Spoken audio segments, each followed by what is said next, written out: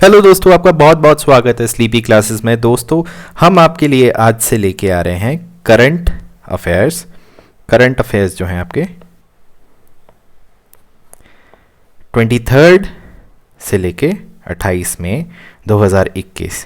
ठीक है दोस्तों, अब इसकी खास बात ये है कि हमने इनको प्रिपेयर किया है वेरियस न्यूज़पेपर्स, आर्टिकल्स, ठीक है जी, और आपके मैगजीन्स होती हैं जैसे कि आपकी डाउन टू अर्थ हो गई। ठीक है जी, तो इसका जो हमने लेवल है वो स्ट्रिक्टली यूपीएससी के हिसाब से ही रखा हुआ है। ठीक है, और आपको ये हर हफ्ते मतलब वीकेंड पे ये आपको प्रोवाइड कर दी जाएगी। ठीक है दोस्तों, तो without any further do let's get started. तो ये पहली जो क्लिपिंग है आप देखेंगे द हिंदू से ली है कि film on Auroville's afforestation project to be screened in Paris. ठीक है जी, कहाँ पे? चेंज नाउ समिट में। इसके बारे में थोड़े से जानते हैं। अब ऑरोविलन क्रिस्टोफर पॉल की डॉक्यूमेंट्री है जिसका नाम है एवर स्लो ग्रीन जो है, जो कि which tells the story of Auroville's unique afforestation project. ठीक है जी, ऑरोविलो में ई फॉरेस्टेशन प्रोजेक्ट हुआ था जिसने कि रूट कॉज से डेजर्ट प्लेटो को हरियाली में बदल दिया था। ठीक है दोस्तों, और ये जो है ऑफिशियली सिलेक्टेड है किस चीज़ के लिए? चेंज नाउ समिट के लिए। तो ये आपका एक पॉइंटर हो गया। दूसरा है कि ऑरोविलो फिल्म फेस्टिवल जो है एक बाइनियल मतलब 2 साल में एक बार होने वाला एक फेस्टिवल है जो 2009 से स्टार्ट हुआ था। ठीक है जी, अब aim of Auroville film festival क्या है? To connect with the people and cultures within and beyond Auroville, मतलब कि लोगों और उनकी संस्कृतियों के साथ कनेक्ट करना है जो कि ऑरोविलो में रहते हैं उससे बियॉन्ड। ठीक है जी, और ये ह्यूमन यूनिटी के बारे में बहुत बात करते हैं। ठीक है जी, आपको पता होगा कि ऑरोविलो आश्रम जो है वो वन ऑफ द फेमस आश्रम है। अगर आपको कभी ज़िंदगी में मौका मिले तो आपको वहाँ जाना चाहिए, बहुत ही अच्छी जगह है। ठीक है दोस्तों, अब क्या है कि इसमें शोकेस करता है, जितनी भी फिल्म हैं उसमें शोकेस करता है, और उसमें थीम जो क्या रहता है? थीम ऑफ ह्यूमन यूनिटी के बारे में बात करिए। ठीक है जी, और ये फीचर फिल्म कौन से करते हैं? That are created in and around Auroville, मतलब कि इस तरीके की फिल्म्स को फीचर करते हैं जो कि इन एंड अराउंड ऑरोविलो के हैं, और as well as international films that explore the theme of human unity. ठीक है जी, तो मतलब कि ऐसी फिल्म जो कि ऑरोविलो के आसपास बनाई गई हो, या फिर इस तरीके की फिल्म जो कि ह्यूमन यूनिटी के बारे में बात करती हो। ठीक है जी, ऑरोविलो के बारे में थोड़े से जानते हैं। ऑरोविलो को क्या कहते हैं हम? सिटी ऑफ डॉन भी कहते हैं। सिटी ऑफ डॉन है, और इसको एक एक्सपेरिमेंटल टाउनशिप बनाया गया था। ठीक है, कहाँ पे है ये? विल्लुपुरम है। विल्लुपुरम कहाँ है? डिस्ट्रिक्ट ये तमिलनाडु में है, और इसका कुछ एरिया जो है वो पुडुचेरी में भी पड़ता है। ठीक है जी, जो यूनियन टेरिटरी है। Very beautiful place. अब ये क्या है कि 1968 में मीरा अल्फाजा, जिनको हम द मदर के नाम से भी जानते हैं, और इनको डिज़ाइन किसने किया था? रॉजर एंजर ने।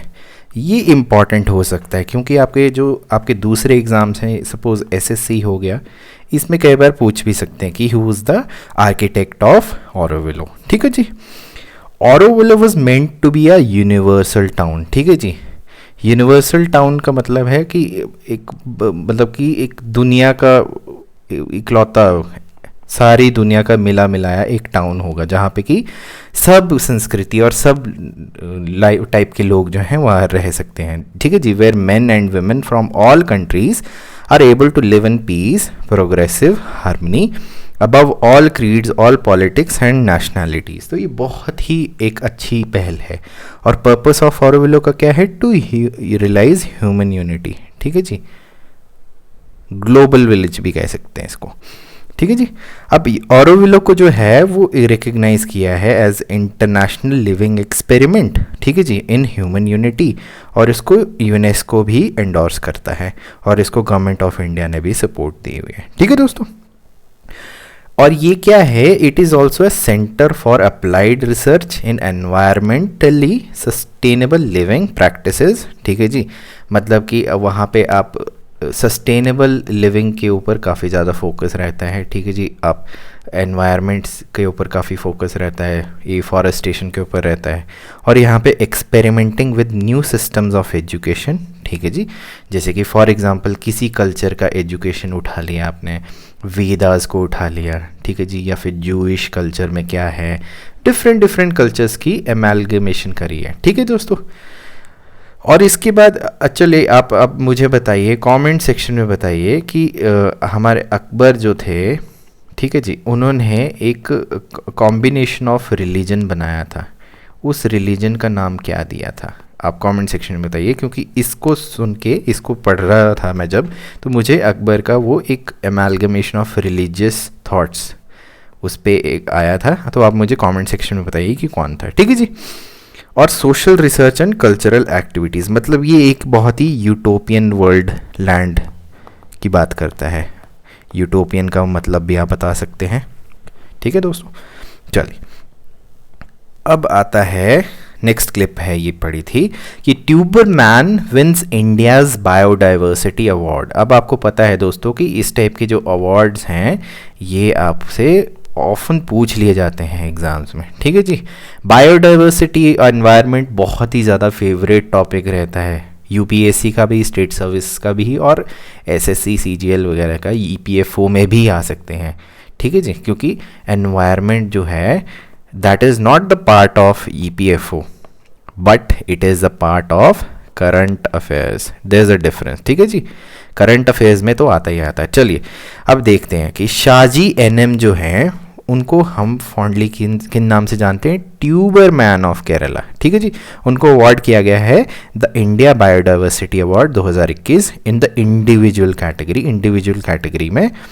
और वो कैटेगरी कौन सी थी? कंजर्वेशन ऑफ डोमेस्टिकेटेड स्पीशीज़, मतलब कि घरेलू या देसी जो स्पीशीज़ होती हैं उनके कंजर्वेशन पे क्या काम किया है।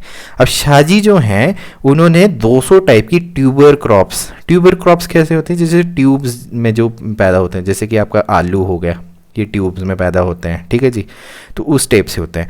तो उन्होंने देखिए जैसे यैम हो गया, लेसर यैम हो गया, एलिफेंट फुट यैम हो गया, आप ये गूगल कीजिए, आपको बहुत ही अच्छी अच्छी चीज़ें पता चलेंगी। अरारोट हो गया, कलॉक्सिया हो गया, स्वीट पोटैटो हो गया, कैसावा हो गया, चाइनीज़ पोटैटो हो गया। तो इन्होंने इसकी कंजर्वेशन की हुई है और उनको स्टेट अवार्ड्स भी मिले हुए हैं 60 टाइम। ठीक है जी, और उनको प्लांट जीनोम सेवियर रिवॉर्ड भी मिला 2015 में। देखिए अब नई चीज़ भी निकल आ गई, हमें पता यह है कि इस प्लांट जीनोम सेवियर रिवॉर्ड भी है, जो किसने इंस्टीट्यूट किया है? PPV&FR, जो कि है protection of plant varieties and farmers right authority, new Delhi based है ये। ठीक है जी, तो एक और हमारी चीज़ निकल के आ गई इससे। अब यूनाइटेड नेशन ने 22 मई को, देखिए डेट है 22 मई को, the international day for biological diversity घोषित किया है। ठीक है जी, और किस लिए? To increase understanding and awareness of biodiversity issue. अब इसमें वेरियस कैटेगरीज हैं जिसमें कि इन्होंने अपनी इंडिविजुअल कैटेगरी में जीता था, तो इसकी वेरियस कैटेगरीज हैं। ठीक है दोस्तों, अब बायोडाइवर्सिटी डे 2021 जो है उसकी थीम क्या थी? We are the part of solution #for nature. ठीक है जी, we are the part of solution #for nature. और जो ये अवार्ड मिला है इनको, शाहजी जी को, ये 2 लाख रुपए का कैश प्राइज़ है और साइटेशन है। ठीक है जी, और ये 22 मई 2021 को डिक्लेयर किया गया था। ठीक है दोस्तों, कब किया था? International day of biological diversity 2021। चलिए नेक्स्ट पे आते हैं। नेक्स्ट है ये आपका द इंडियन एक्सप्रेस में आर्टिकल था द एक्सप्लेन्ड कॉलम में कि how UNESCO grants world heritage site. अब क्या है कि 14 फोर्ट्स की लिस्ट भेजी है महाराष्ट्र ने। ठीक है जी, कौन कौन सी है? रायगढ़ फोर्ट है, राजगढ़ फोर्ट है, शिवनेरी फोर्ट है, टोरना फोर्ट है, लोहागढ़ है, सलहर है, मुलेहर है, रंगना फोर्ट है, अनकाई तनकाई फोर्ट है, कासा फोर्ट है, सिंधुगढ़ फोर्ट है, अलीबाग फोर्ट है, सुवर्धना दुर्ग फोर्ट है और खंडारी फोर्ट है। ठीक है, अब क्या है कि हमें पता होना चाहिए कि यूनेस्को किस तरीके से वर्ल्ड हेरिटेज साइट का क्या प्रोसेस क्या है, उसके बारे में थोड़ा जानते हैं। ठीक है जी, महाराष्ट्र गवर्नमेंट ने टेंटेटिव सीरियल नॉमिनेशन, सीरियल मतलब कि 1 से लेके 20 भी हो सकते हैं, 30 भी हो सकते हैं, ऐसे करके टोटल 14 जो फोर्ट्स का नाम भेजा है। अब इनकी खासियत क्या है कि ये 17वीं सदी के मराठा किंग जो हैं हमारे छत्रपति शिवाजी महाराज, उनकी थीम पे भेजा है। और थीम क्या थी?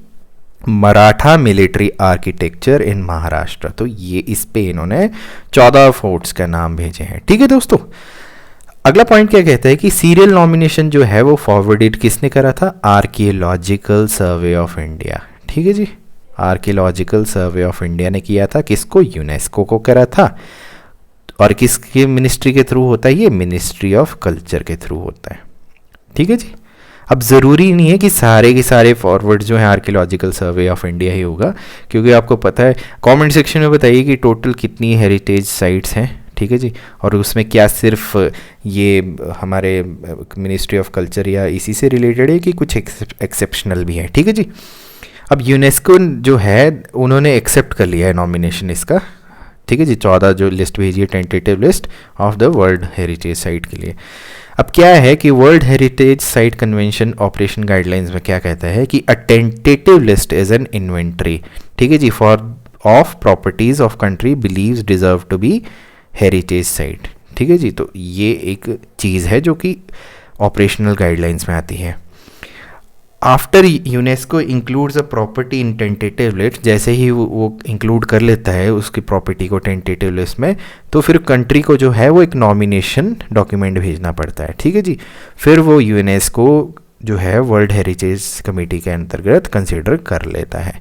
ठीक है जी, अब world heritage site is a location, अभी ये देखो डेफिनेशन भी आ गई, वो क्या है, एक लोकेशन है with an outstanding universal value. ठीक है जी, एक यूनिवर्सल आउटस्टैंडिंग वैल्यू है। ठीक है जी, जो कि सिग्निफाई करता है कल्चरल एंड और नेचुरल सिग्निफिकेंस। ठीक है जी, ज़रूरी नहीं कि कल्चर ही है, कोई नेचुरल सिग्निफिकेंस है जो कि exceptional to transcend national boundaries हैं। ठीक है जी, जैसे कि ताजमहल हो गया हमारा, वो युगों युगों तक याद रहेगा, और सिर्फ इंडिया का ही नहीं है, वो नेशनल बाउंड्रीज को भी पार कर देता है। And to be common importance और प्रेजेंट एंड फ्यूचर जनरेशन। ठीक है जी, मतलब कि अभी के जनरेशन और आगे की जनरेशन के लिए बहुत इंपॉर्टेंट होगा, तो वो चीज़ है। चलिए अगले के उस पे आते हैं, ये है डिप्को वैन। ठीक है जी, डिप्को वैन के बारे में अगर आपने न्यूज़ में देखा होगा तो इसके बारे में थोड़ा सा जानते हैं। अब डीआरडीओ ने क्या किया है कि कोविड-19 की एंटीबॉडी डिटेक्शन किट कर दिया। अब इसकी खासियत क्या है, टेस्टिंग किट का नाम है डिप्को वैन, और ये है एक significantly faster turn around time, और इसका सिर्फ 75 मिनट्स में इसके रिजल्ट्स आ जाते हैं। ठीक है जी, और to conduct the test without any cross reactivity with other disease, मतलब कि इसकी एक्यूरेसी भी काफ़ी ज़्यादा है, एक्यूरेसी इज़ मोर। ओके, अब क्या है कि डिप्को वैन किट जो है वो डिटेक्ट कर सकती है किसमें, दोनों चीज़ें की। पहली क्या है, spike as well as nucleocapsid SNN proteins of SARS COVID virus with a high sensitivity of 97% and specificity of 99%, मतलब कि ये आपकी मतलब कि स्पाइक को भी कर सकता है, और न्यूक्लियोप्लासिड जो होता है, प्रोटीन्स जो होती हैं उसमें, बेसिकली आपका जो मॉलिक्यूलर स्ट्रक्चर है उसको डिटेक्ट कर लेता है। ठीक है जी, अब क्या है, किट जो है वो किसके एसोसिएशन के साथ डेवलप करा है, वैनगार्ड डायग्नोस्टिक प्राइवेट लिमिटेड के साथ। ठीक है दोस्तों, अब डीआरडीओ के बारे में थोड़ा सा जानते हैं। डीआरडीओ क्या है, ये रिसर्च एंड डेवलपमेंट विंग है किसका, मिनिस्ट्री ऑफ डिफेंस का, और इसका विजन क्या है, to empower India with cutting edge defence technology. अब आप देखिए कि डीआरडीओ जब भी कोई चीज़ करता है, यूपीएससी का तो फेवरेट क्वेश्चन वहीं से बनता है कि जी डीआरडीओ ने क्या करा। ठीक है जी, जैसे कि आप सब ने पढ़ा होगा कि अभी कोविड के लिए उन्होंने एक दवाई बनाई है, कमेंट सेक्शन में बता सकते हैं कौन सी है। ठीक है जी, डीआरडीओ का मेन एम क्या है, self reliance in critical defence technology and system. ठीक है जी, और मतलब state of art weapon system बनाना है in accordance with the requirement laid down by the three services कौन सी, इंडियन एयरफोर्स, इंडियन नेवी और इंडियन आर्मी। तो इनकी जो भी रिक्वायरमेंट है उस हिसाब से डीआरडीओ काम करता है। ठीक है दोस्तों, अब डीआरडीओ कब बना था, ये 1958 में बना था। तो पहले क्या होता था, इसमें क्या होता था, टेक्निकल डेवलपमेंट एस्टैब्लिशमेंट विंग होता था इंडियन आर्मी का, और directorate of technical development and production होता था जो कि डिफेंस साइंस ऑर्गेनाइजेशन का था। इनकी जोड़ इनको प्लस कर दिया तो डीआरडीओ बन गया। ठीक है जी, अब डीआरडीओ आजकल क्या है, आज के दिन में ये 50 से ज़्यादा इसकी लेबॉरेटरीज़ हैं और ये काम किस किस पे करता है, एरोनॉटिक्स पे करता है, आर्मामेंट्स पे करता है, इलेक्ट्रॉनिक्स पे, कॉम्बैट व्हीकल्स पे, इंजीनियरिंग पे, इंस्ट्रूमेंटेशन पे, मिसाइल सिस्टम्स पे, एडवांस कंप्यूटिंग सिमुलेशन पे, स्पेशल मटेरियल्स पे, नेवल सिस्टम पे, लाइफ साइंसेस पे, ट्रेनिंग पे, इंफॉर्मेशन सिस्टम और एग्रीकल्चर, इन सब पे करता है। तो डीआरडीओ जो है एक बहुत ही इम्पॉर्टेंट, वेरी इम्पॉर्टेंट ऑर्गेनाइजेशन है, क्योंकि इसके जो यूजेज हैं वो सिर्फ आर्मी के लिए ही नहीं है, वो हमारे सिविलियंस के लिए भी काफ़ी ज़्यादा सार्थक देखी गई हैं। ठीक है दोस्तों, चलिए अब आते हैं, अगला क्या है, एनसीपीसीआर, ये भी थोड़ा सा था न्यूज़ में। अब ये है संवेदना। संवेदना क्या है उसके बारे में थोड़ा जानते हैं। अब आपको पता है कि चिल्ड्रन इम्पैक्टेड बाय कोविड-19 pandemic being provided tele counselling through Samvedana. देखिए, अब आपको पता है कि रिसेंटली आंध्र प्रदेश गवर्नमेंट ने और दिल्ली गवर्नमेंट ने क्या कहा था कि जो भी बच्चे ऑर्फन हो गए, यतीम हो गए हैं, उनको वो फाइनेंशियल असिस्टेंस देंगे और साथ में ही मतलब आपकी एफडीज़ भी कराएंगे। ठीक है जी, तो आपको पता है कि कोविड-19 की वजह से बहुत बच्चे अनाथ हो गए हैं। ठीक है जी, उसी के लिए, उसी से ही रिलेटेड, बच्चों से ही रिलेटेड कुछ है ये। ठीक है, अब जानते हैं कि कुछ में क्या है।